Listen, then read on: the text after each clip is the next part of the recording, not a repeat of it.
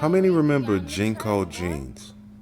This one is a bit older than some of the brands that we've covered from a trend perspective, but those in the 28th or 40th age range definitely know what I'm talking about. In the 90s, Jincos were a huge part of the culture, and I never personally got into them, but they were everywhere. They became a staple of tons of suburbial, anti-authority kids from all over the country. But as fast as they hit the scene, they faded away. How and why exactly? Well, let's find out. I'm Nate the Great from TakeFlight214.com, and this is the rise and fall of Jnco Jeans. But before we get started, don't forget to hit that like button for me. I know I say it in every video, but liking and sharing the stuff is definitely the best way to get the YouTube algorithms to notice us and to help us to continue to grow. But with that being said, let's jump into this. When you think of Jincos today, they're kind of looked at as like a joke. I mean, let's be honest, they do look pretty ridiculous. But back then, Jincos were the pants that defied authority as well as common sense and a lot of school dress codes. Jnco was created by Haim Reva, a Moroccan national raised in France. And when he was a kid growing up in the 70s, Haim, who would later go by Milo, loved American TV shows. Because let's be honest, culture is one of our main exports here, right? But to Milo, America was like heaven on earth, filled with beautiful people, all wearing blue jeans. But why jeans? Well, aside from the fact that jeans are a staple of Americana, his father was in the denim business back home. So when Milo and his younger brother, Yakov, who now goes by Jaquez, moved to LA as adults, getting into the apparel game was a natural fit. By day, they studied the business, and at night, they grinded to learn English with the help of a tutor. They got here and got on their hustle, hard, and by 1985, they had managed to save $200,000, which they used to start Rebranding, a denim manufacturer. The way Rebranding managed to get a leg up in such a cutthroat business was that most retailers who ordered private label clothing and rebranded it had to wait about 6 months for overseas manufacturers to fill the orders. But Rebranding had a factory in LA, and they could fill orders in 8 weeks. That meant that their customers could have them make more of what was selling and less of what wasn't. The brothers spent years making jeans for other brands and made a good profit off doing it, but they always wanted their own brand. In search of inspiration, Milo took a liking to the Mexican style from East LA. He noticed how guys wore pants that were loose around the ankles and hung low, and wanting to do something different from the standard jean style, Milo decided to take the SA look to the extreme. So now that they had a huge grand idea in mind, they needed a logo. They enlisted LA graffiti artist Joseph Montalvo, aka Nuke, to design them something. And as for the name, it's been debated on whether it's an acronym for Judge None, Choose One, or Journey of the Chosen Ones. But in all likelihood, it probably stemmed from something way simpler: Jeans Company. Jnco debuted in 1993, and for a long time, not much happened.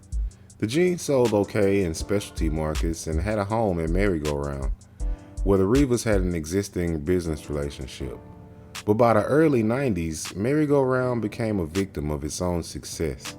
They expanded too fast to sustain business at over 1,500 locations. So after losing $46 million in 1993, they were forced to declare bankruptcy. And by 1996, they were liquidating all of their stores' offerings. Steep markdowns and unsold inventory were all over the place, including Jincos. Losing their biggest retailing partner actually turned out to be a good thing though. All of those Jincos being sold at discount were being picked up by boutiques now and being resold for regular price, which introduced the brand to a whole new market. Wanting to continue the expansion, they hired Steven Sternberg, who had recently worked with Bum Equipment. He convinced them to market harder the youth subculture of surfers and skaters. To prove his point, Sternberg went to a surf trade show in Orlando and set up a Jnco booth at a hotel across the street from the convention. He would end up taking in orders for $120,000 worth of merchandise from skate shops and surf stores. Sternberg's advice had paid off big. The goal for Rebranding had always been quantity, and they took the same approach with Jnco. They were in every mall in America, from Ron John's surf shop to PacSun to Hot Topic, literally all over the place. Jincos weren't adult jeans.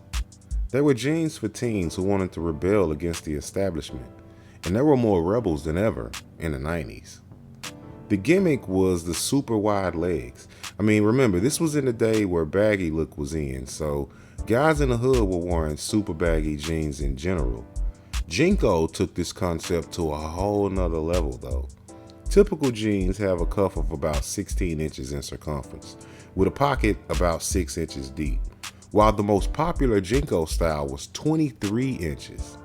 The company even offered versions exceeding 40 inches, and at one point, you could buy a 69-inch opening, which was more like having two skirts attached at the knee. Some pockets were even 17 inches deep. The pants were so long and so baggy that they completely covered the shoe. And I have no idea how some kids skated them. Seems like they would be a hazard to me, but nonetheless, some say that they actually did. Hit us up in the comment section and let us know if you skated in Jincos back in the day and how you managed to make it work. But the real reason Jincos took over may have more to do with marketing than anything else. Rebranding hired graffiti artists to draw on walls near high school cafeterias in California where kids could sit outside and get a dose of subversive advertisement with their square pieces. Remember those back in the day? I used to think they were delicious. I heard they don't offer them anymore. It sucks. The company also sponsored extreme sporting events, and their athletes like BMX biker Todd Wildman Loyens and street luge star Sean Mallard. The jeans grew popular in rave scenes also, with Rebranding hiring breakdancing teams to perform and represent the brands there. DJs got free pairs, and the members of Limp Bizkit were courted. They were grinding all over the place. And in 1995, jean sales from Jnco were reported to be around 36 million, but by 1998, the company's sales were 186 million. At one point, Jincos were responsible for 10% of all sales at PacSun, but the edges were beginning to fray, both figuratively and literally. At the height of the run, some stodgy school officials decided that they wanted to ban Jincos from the allowed dress codes. According to them, the wide-leg jeans presented a hazard to students who might trip over their own attire, which I get being sued and all, but they really think kids are complete dumbasses. But anyway, I'll continue. You know what they say also about imitation being the highest form of flattery, right? Well, for Jnco, all the success brought copies. Bootlegs were abound. Rebranding executives landed in Chicago to meet with retailers one day and found that some stores already were selling what was supposedly legitimate Rebranding apparel, but it was really just bootlegs. But counterfeiting wasn't the worst of it. Jnco would soon be threatened by the very forces that had made it a success in the first place: the changing taste in teen trends. Rebranding had their best year in 1998 with sales approaching 200 million, but just 1 year later, sales fell by half. Part of it was the fact that Rebranding had too many orders to keep up with, forcing some retailers to get important back-to-school stock late, and not wanting to upset their partners, Rebranding wound up buying most of it back. But the real problem for Jnco was the same one that befalls all fashion brands built on hype and gimmick. The trend begins to die. In a strange way, Jnco kind of started what I like to call the PacSun effect. Brands start out modest, catering to a core fan base. Along the way, they become more popular and are picked up by large mall stores, giving them access to tons of customers and higher profit. But all the hype runs away the core fan base. Jnco was one of the first brands to fall victim to this.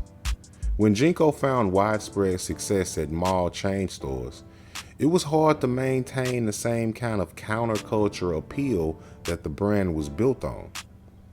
Jeans that were once endorsed by extreme athletes and seen at raves were now being sold at JCPenney's. Rebranding tried hard to fight what they saw coming, but it was futile. Trends were changing and nothing they could do would stop that. Stores were slashing prices just to get rid of the inventory that they had. Suddenly, Jnco was falling as fast as they had went up. And by 2001, Rebranding had closed their 10,000 square foot factory in Los Angeles, shifting much of their production to local contractors. And by 2003, the Revas had largely stepped away from Jnco, with different licensees reviving them periodically over the years. But overall, the trend was dead. Jincos were really a defining moment in the fashion culture though. They were big in the days just before streetwear was born, in a time where fashion was much more segregated.